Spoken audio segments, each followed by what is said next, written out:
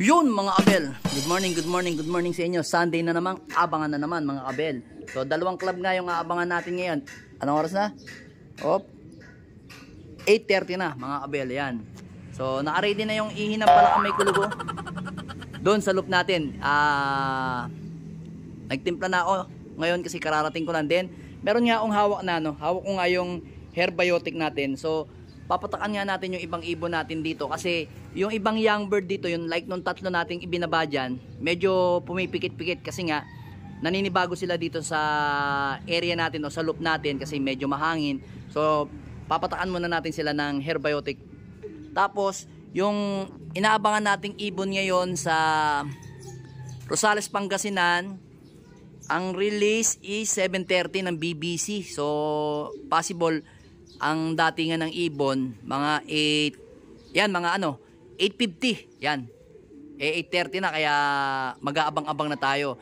Then yung naman, yung first lap derby naman natin ng PUF, pinakawala ng 6:42 AM. So ang abangan din nun is mga nasa 9 AM o 9:30, yan mga abel. So hindi pa nga ako masyado natingin sa PUF kasi medyo matagal-tagal pa naman sila na darating. Then yun nga mga abel, lumaban tayo ng Saibet sa PUF.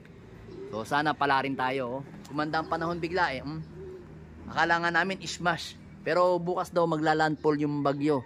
Sana wag muna umulan ngayon para maganda yung panahon. So yan, sigurado pa-speeda na naman ang ibon pagka ganyan yung panahon mga abel. So aabangan natin yung mga ibon natin. Then for the meantime, magpapatak muna tayo ng ating Herbiotic.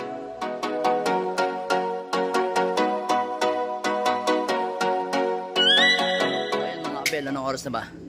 Ayan, 8:46 na. Ayan, taas muna tayo sa loop natin. Dito tayo mag-aabang sa mga natin, sa hagdanan natin. So para makita natin kung sino yung unang darating kasi ang naalaban kasi natin si Juana at saka si Vandenbroek. So ayun nga, kaya ako inilaban silang dalawa kasi ine-expect ko kasi smash ang labanan. Biglang uminit, uminit yung panahon. So hindi natin masasabi. So kasi ang labanan kasi ngayon talaga is yun nga, tinatawag nating North Race, tapos winter. Sa bagay wala namang winter sa atin. Kumbaga tag-ulan ngayon, ismasyan. So ngayon kasalukuyan mag-aabang na tayo ng mga ibon natin. Then mamaya tingnan natin kung mga 9:30 o bago mag alas 10 yung abangan naman natin sa San Fernando, La Union sa PUF. So naka-ready na nga yung ihi ng Palakamay Kulugo dito mga abel. Ready na. So ngayon papasok tayo dito sa loob kasi dito tayo mag-aabang ng ibon natin ng mga nakakarera kasi para madali tayong madali natin silang papasukin mga abel. Yan, na-ready na tayo dito. Ready na yung mga ibon natin dito. Ay yung mga natin, ibon ng Palakamay Kulugo. Ayan kitang-kita nyo. Yan. Kita ba? Yan Yan. So ngayon, dito tayo mag-aabang. Yan. Dito lang ako nang-abang mga abel yan. Dito sa aviary. Tapos uupo na lang ako dito mamaya pagka biglang dumating sila. Tapos bibidyohan natin dun sa may ating hagdanan. Yan. Ito na ito mga abel. Ito na yung ating BBC. Pasok. Pasok na ating BBC. Pak muna natin mga abel. Si Vandenbroek. So ayan mga abel, nakot na natin si Vandenbroek. Ayan yung sticker niya, 989 yung speed niya. Rico, iwan na iwan. Kalaban natin, nasa 1 to ang speed. Mabagal talaga tong Vandenbroek na to mga abel. Hindi talaga siya pang speedan. Kasi Rosales, Pangasinan pa lang naman tayo, kaya okay lang yan. Okay na saan yung uwi ng ibon. Kasi kung i-speed rin natin yung ibon natin, kung papa-speed rin natin, baka pagdating ng derby, wala na tayong mailaban kasi yung ibon natin talagang alam ko kasi sa pag may pasok na president mabagal pag sa training, pero pagka derby doon na sila papalo.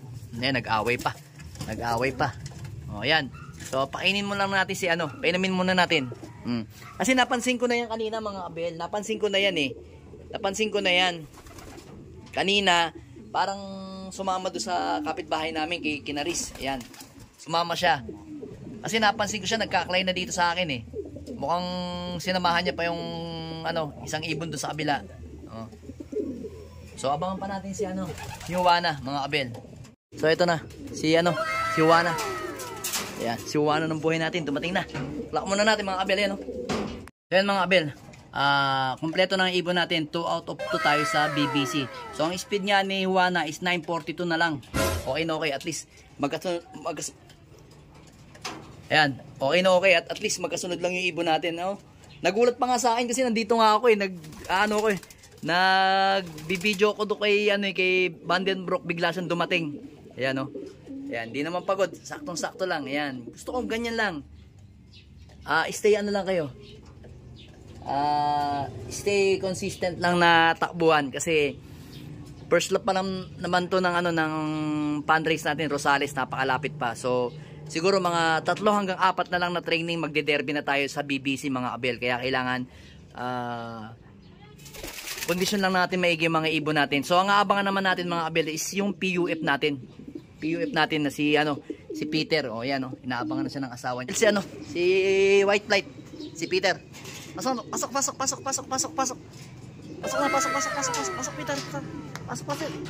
Pasok Peter. Pasok na. Yun. Yan, lock muna natin mga abel si Peter. So yan mga abel oh. Medyo bumagal yung ibon natin nung uminit yung panahon. Mukhang ayaw mo sa mainit ah.